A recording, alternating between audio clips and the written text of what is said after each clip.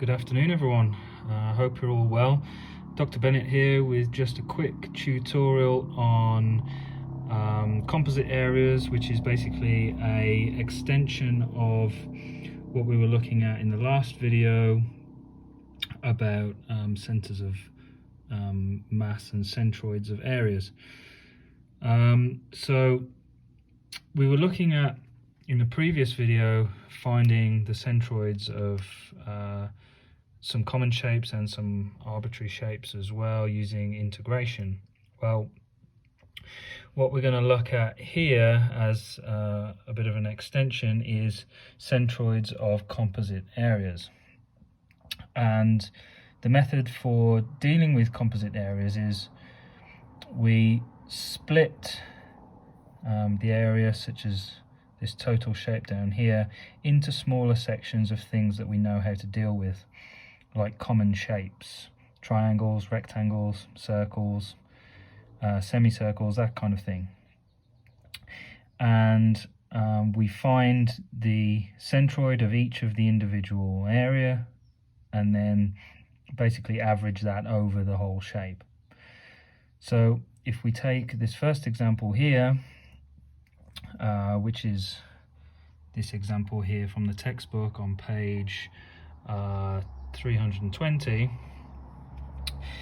we split this total shape into this triangle, rectangle and semicircle. We can label those areas 1, 2 and 3, and then we find the centroid of each of those areas individually, and the x-coordinate of the centroid of those individual shapes is called x bar 1, x bar 2 and x bar 3 respectively.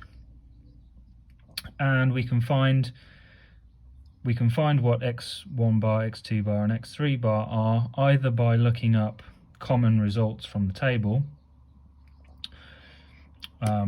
So we'll point out at the back of the textbook there are tables of centroids for common shapes.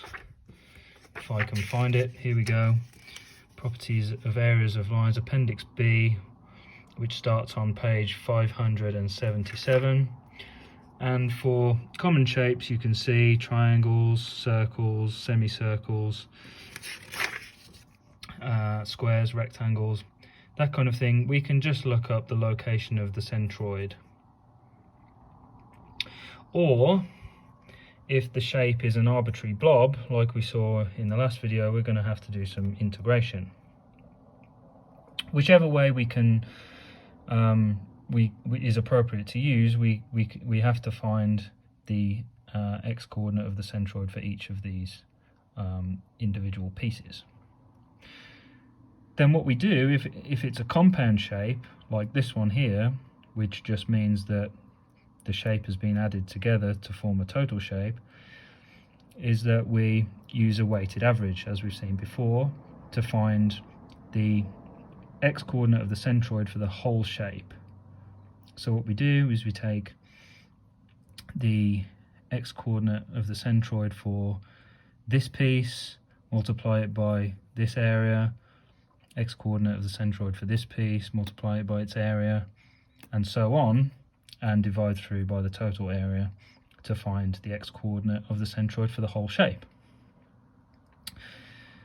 Okay, so what if we have a shape such as this one, where we have, for example, a triangle with a cutout? Well, we use pretty much exactly the same technique, apart from when we go to find the x-coordinate of the centroid for the whole shape, we subtract rather than add, right? So for this particular case, I've split this total area, which is a triangle with a circle cut out, into area 1 and area 2 of the piece that's missing. I find the centroid of the triangle as if it didn't have the cutout, right? And I call that x1 bar. I find the centroid, the x-coordinate of the centroid of the circular cutout, and then to find the x-coordinate of the centroid of the total shape, I take the first piece, subtract the second piece, and then divide through by the total area, which is obviously the area of the triangle minus the area of the cutout. And again, these are standard results, circles and triangles, and I can use the reference tables in Appendix B, right? So here I'd be able to find the x-coordinate of the centroid of a triangle, and here I can use to find the x-coordinate of the centroid of a circle. So that's how to deal with centroids of compound areas. I would recommend that you have a look at the worked examples 7.3 and 7.4 from the textbook to make sure you can get the same results as in there. So there's one example of each there, a compound shape and a shape with a cutout. Okay, so that's all for this one. I'll see you next time.